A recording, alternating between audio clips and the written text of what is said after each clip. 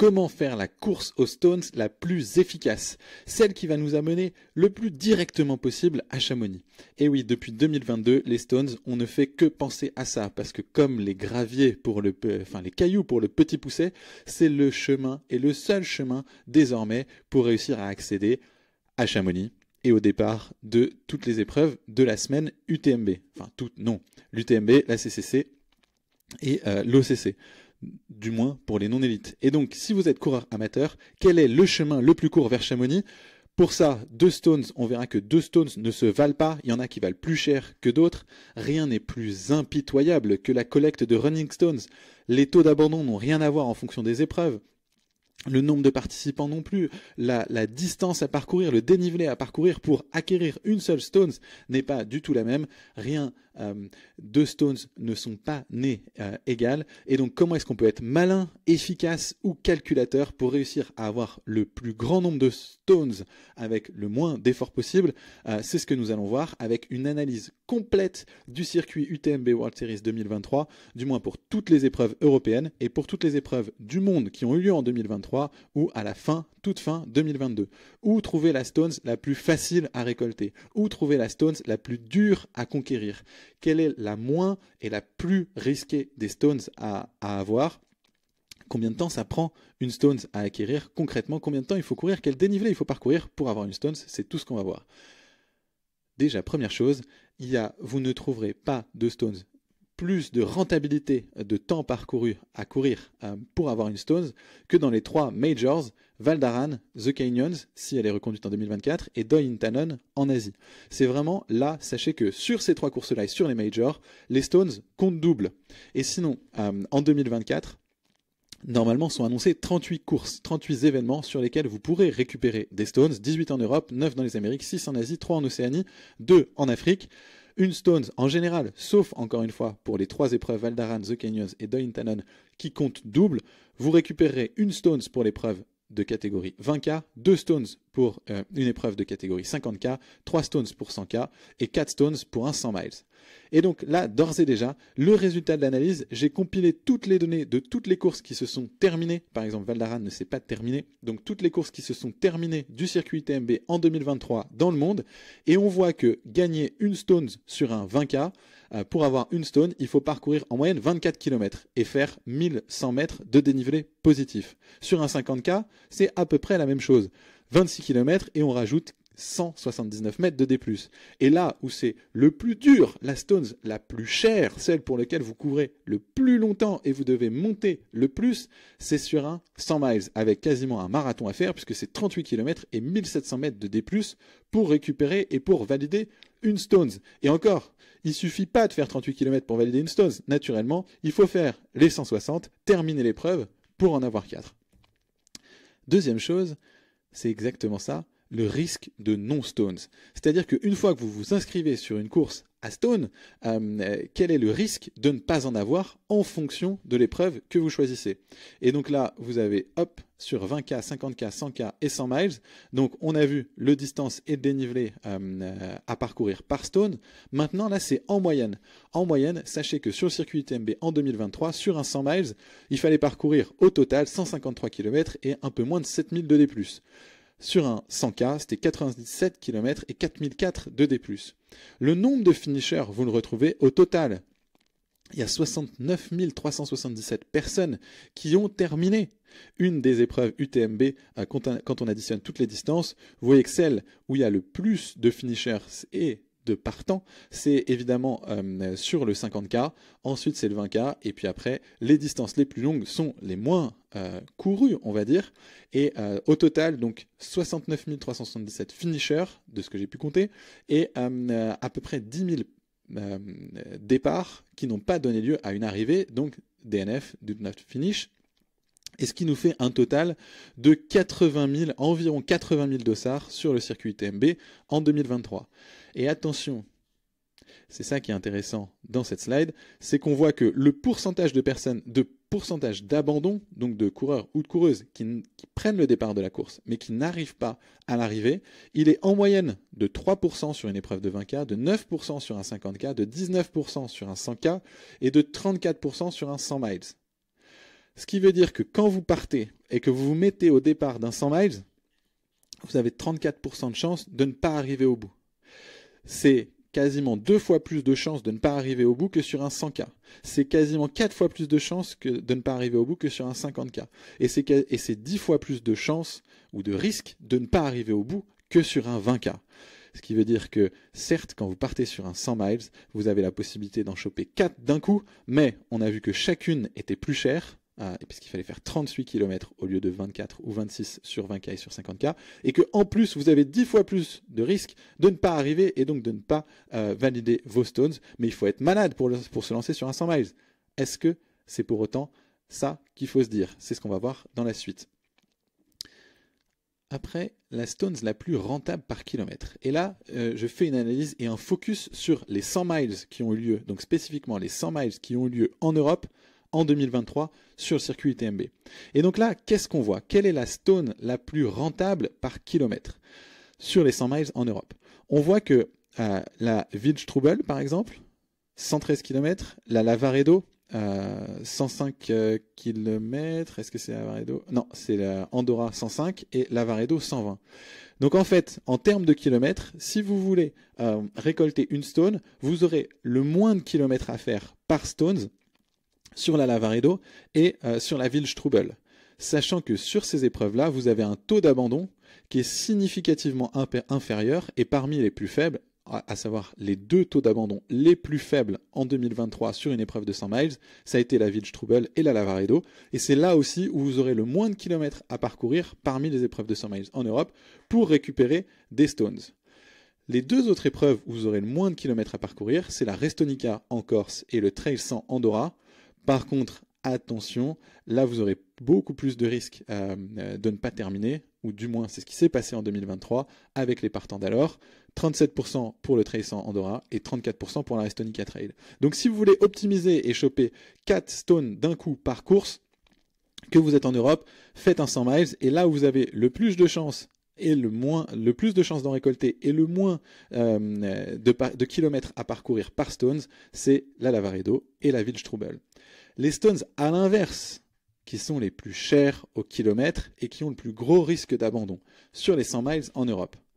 Alors là, vous avez un vainqueur qui se détache et de loin, c'est la Snowdonia, donc qui a lieu au Pays de Galles début mai, où là, non seulement vous devez faire quasiment la distance la plus élevée qui soit, puisque la distance la plus élevée c'est 175, là c'est 168, le dénivelé il est de 9005, donc non seulement vous avez une grosse distance, un gros dénivelé, mais en plus et surtout un taux d'abandon qui est de loin le plus élevé de toutes les courses en Europe de 100 miles et même dans le monde, puisque la deuxième arrive à 41%, là on est à 58%, c'est la seule qui passe les 50%, et du coup c'est une véritable hécatombe.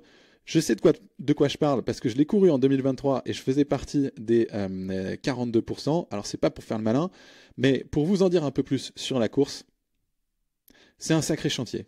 C'est un sacré chantier parce que même si on a l'impression que c'est comparable au reste, en termes de dénivelé et de distance, en plus, c'est au niveau de la mer, donc on n'a pas des conditions d'altitude ou de froid qui sont énormes.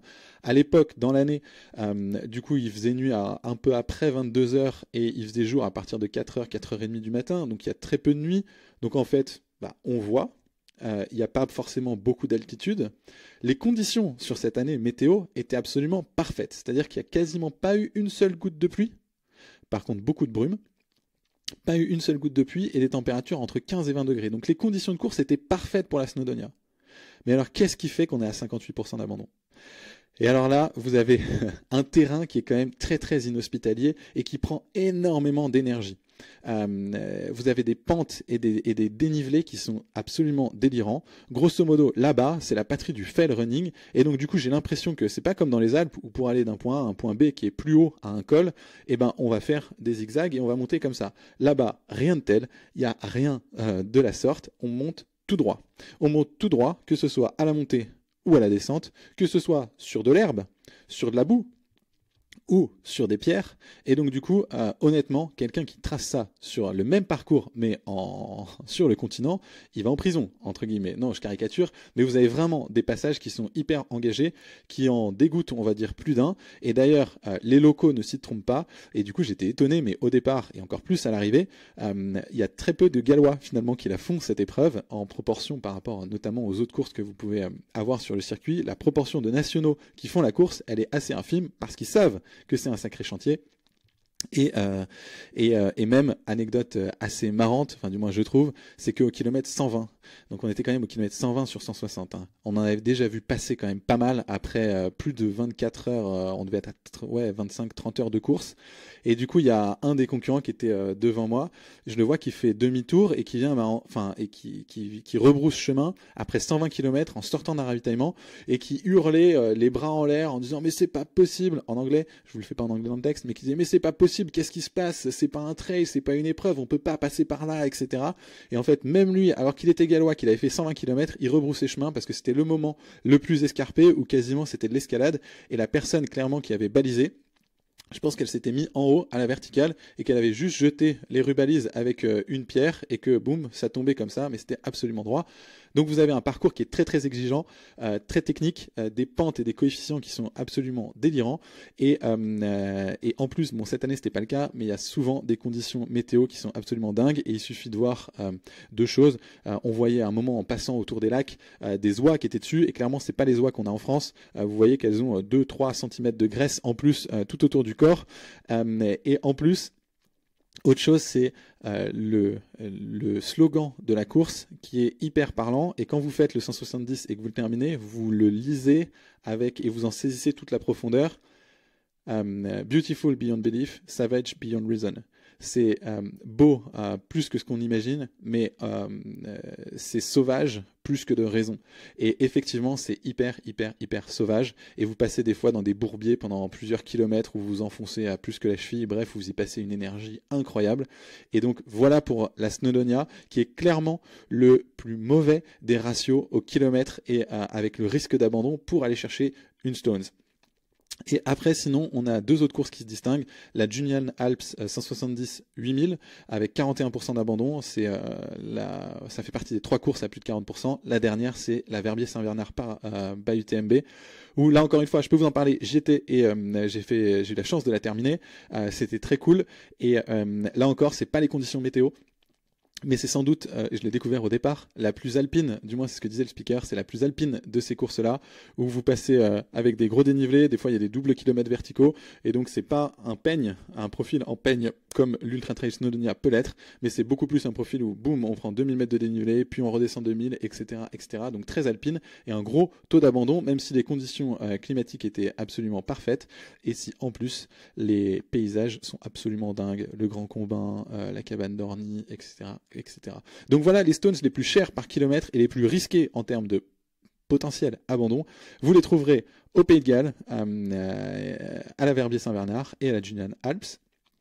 Si vous aimez le monde, si vous aimez courir entouré de beaucoup de coureurs, sachez qu'il y a trois courses qui avaient plus de 1000 partants cette année sur le circuit du 100 miles européen, l'UTMB naturellement, le Val d'Aran et la Lavaredo. Si à l'inverse vous êtes plutôt en mode tranquille et dans votre bulle, sachez qu'il y a moins de 100 finishers sur la 400, sur la Julian Alps et sur la Snowdonia pour l'épreuve de 100 miles. Donc si vous voulez être tranquille, partez à la conquête des Stones en étant seul au monde, 400 Julian Alps et Snowdonia. Et si vous voulez terminer et récolter ces stones, il faut passer l'arrivée. Et ce que je remarque, et on y vient un peu après, c'est que j'ai fait la stat, et grosso modo, aux trois quarts de la course, si vous passez les trois quarts de la course, vous avez 97,5% de chance d'aller au bout. Donc en fait, ça c'est hyper intéressant, c'est-à-dire que la majorité des abandons, plus de 53% des abandons sur les 100 miles en Europe en 2023 du circuit UTMB ont eu lieu entre la moitié et les trois quarts de la course. Ensuite, il y a une proportion significative dans la première moitié, mais si vous passez les 3/4 de la course, sachez que vous avez plus de 97,5% de chances d'aller au bout. Sur 100 coureurs qui mettent un pied après la limite des 3/4 de la course, si vous faites 160 km, sachez que si vous faites 120 km, si vous faites 120 km et 1 mètre, vous avez 97,5% de chances d'aller jusqu'à la ligne d'arrivée. Donc ça, pareil, c'est hyper intéressant. Et donc, à contrario, ce qu'il faut gérer, vous avez quasiment une pré-ligne d'arrivée aux 3/4 de la course, c'est ce qu'il faut se dire. Et mentalement, ça aide à saucissonner sa course et à savoir où sont vraiment les enjeux. Et ça, vous voyez, j'ai analysé le pourcentage de finishers qui passent, le pourcentage d'abandon après avoir passé le 3e quart. Il est extrêmement faible, sauf encore une fois pour l'Ultra Trail Snowdonia où il était de 6%, mais sinon vous êtes toujours à moins de 5%, souvent à 1% ou 2%. L'UTMB c'est 2%, et donc vous avez 2,4% de chance, donc 97,6% de chance d'aller au bout dès que vous passez les 3e quart de la course. Et donc ça met en perspective 34% de chance d'abandonner. Par contre, si je passe le 3e quart de la course, je suis quasiment certain, sauf accident grave, d'aller au bout. Ensuite, donc on a vu, c'est si... Là, on parlait, est-ce que vous aimez le monde ou la tranquillité pour aller chercher ces stones? Maintenant, est-ce que vous êtes pressé ou est-ce que vous voulez prendre votre temps pour ces stones? Et notamment du temps de course. Et donc là, si vous êtes pressé, sachez que vous récupérerez une stones pour 4 stones pour le moins de temps passé en course. Et pour estimer le temps, j'ai pris le temps médian des finishers. Donc sur la Wildstrubel, il suffit entre guillemets de 22 heures en moyenne sur le temps médian du finisher. Donc il suffit de 22 heures pour aller choper 4 stones. Sur la Lavaredo, il suffit d'un peu moins de 23 heures pour aller choper 4 stones. Donc voilà, si votre objectif, si vous êtes pressé et votre objectif c'est de passer le moins de temps possible à courir pour récupérer le maximum de stones, bah sachez que c'est à la Wildstrubel et à la Lavaredo que vous aurez le meilleur ratio. A l'inverse, si vous aimez bien prendre votre temps, profiter du paysage et vraiment goûter le prix très élevé, mériter cette stone plus qu'ailleurs parce que vous y avez passé plus de temps, sachez toujours sur l'analyse des temps médians qu'il y a 2 courses sur lesquelles pour gagner 4 stones, une seule course, il y a 2 courses où vous mettrez plus de 40 heures à terminer le 100 miles en moyenne, c'est l'UTMB, mais vous gagnerez pas de stones. Donc non seulement vous y passez du temps, mais en plus vous gagnez pas de stones. Est-ce que ça vaut vraiment le coup? Non, je rigole, bien sûr que ça vaut le coup. Mais sinon, vous sachez que vous passerez plus de 40 heures à un seul endroit, c'est toujours et encore au Pays de Galles, en temps médian pour récupérer 4 stones. Et là, on est clairement à plus de 10 heures la stones, 10 heures dans le froid et dans la difficulté du parc naturel de Snowdonia. Mais voilà, donc 10 heures, plus de 10 heures. Et sinon, vous savez que les 2 autres endroits où ça coûte le plus cher, où ça prend le plus de temps, c'est Julian Alps, où on est à 38h25, et le Nice Côte d'Azur by UTMB, quasiment 39 heures en médian pour aller chercher une stones. En moyenne, et donc là on va comparer les amateurs avec les élites entre guillemets, focus ici, le temps du vainqueur et le temps médian des finishers. Donc on est en moyenne sur toutes les épreuves à 18 heures. Donc pour un élite, terminer une épreuve de 100 miles en Europe du circuit TMB, c'est un peu plus de 18,39 heures, donc un peu moins de 18h30. Et sachez que pour un amateur, le temps médian, c'est 32h44, donc un peu moins de 32h30 pour boucler un 100 miles du circuit TMB en Europe en 2023. Si vous voulez talonner les premiers, si vous voulez vraiment quasiment leur rattraper le short, sachez que la différence de performance entre le premier et le temps médian, elle est la plus réduite aux 400. Je crois que c'est en Autriche. Si vous voulez par contre tranquillement rallier l'arrivée et être le plus loin possible des premiers parce que ça ne vous intéresse pas, la différence de performance entre le temps médian amateur et les premiers se fait à l'UTMB, à la Restonica en Corse et à Andorra. Et en général, sachez qu'en moyenne, le temps médian des finishers, de la totalité des finishers, est un peu plus que 1,7 fois le temps du vainqueur. Et c'est assez homogène, on le voit que sur la majorité des courses, on est vraiment à ce ratio de 1,7, à l'exception de, donc on l'a dit, sur la 400 où on est à 1,5, donc là vous allez toucher le short des premiers et du podium, quasiment, et à l'inverse, là où il y a peut-être je sais pas, le plus de densité, du moins le plus d'écart entre le temps médian des amateurs et le premier. C'est le seul au-delà du ratio de 2, c'est l'UTMB. Et sinon très proche, la Restonica, ce qu'on disait un peu plus tôt, et le Trail Andorra. Enfin, donc là, on a parlé du 100 miles et du 100 miles en Europe. Maintenant, si on prend du recul et si on va voir sur les 20K, les 50K, les 100K, analyse un peu moins poussée, mais d'ores et déjà, on va se donner des repères aussi sur 20K et là, pas simplement en Europe, mais dans le monde. Et on va remarquer que, méfions-nous sur 20K, il y a des épreuves qui ont un taux d'abandon sur 20K, sur les épreuves de 20K, qui est significativement plus élevé qu'ailleurs. Donc on le rappelle, en moyenne, c'est 3% d'abandon sur un 20K. Est-ce que, du coup, il y avait un facteur météo qui explique ça sur certaines courses? On verra un peu plus tard. Mais sachez qu'il y en a 3 qui se distinguent. Il y en a une aux Amériques, c'est la Kodiak. Une en Asie, c'est l'Amazon Jungle Thailand. Et une, du coup, en Europe, on en a parlé, c'est la Lavaredo, 17% d'abandon sur le petit format. Sur 50K, où est-ce que c'est qu'on abandonne le plus? Et là, on retrouve l'Ultra Trail Snowdonia, ce qui nous laisse à penser que peut-être pour la Lavaredo, c'était une condition météo, mais sinon pour l'Ultra Trail Snowdonia, on voit 22% d'abandon, significativement plus élevé que les 9% en moyenne. Il y a 3 autres courses qui passent les 20%, encore et toujours l'Amazon Jungle Thailand by UTMB à 32%. Et puis aux Amériques, la Greenstone et toujours la Kodiak à 29% et 21%. Méfiez-vous sur 100K. Là, du coup, il s'agit de encore et toujours la Snowdonia. On a l'Aiger qui arrive ici. Là, pareil, j'ai pas de mal à imaginer pourquoi en l'ayant couru avant qu'elle passe en circuit TMB et avant le Covid, mais c'est une épreuve magnifique. Vous avez la Amazon Jungle Thailand by UTMB. Là, je connais pas, j'y suis pas allé, mais apparemment ça a l'air d'être aussi un sacré chantier d'après les informations qu'on en lit quand on regarde et on analyse les résultats.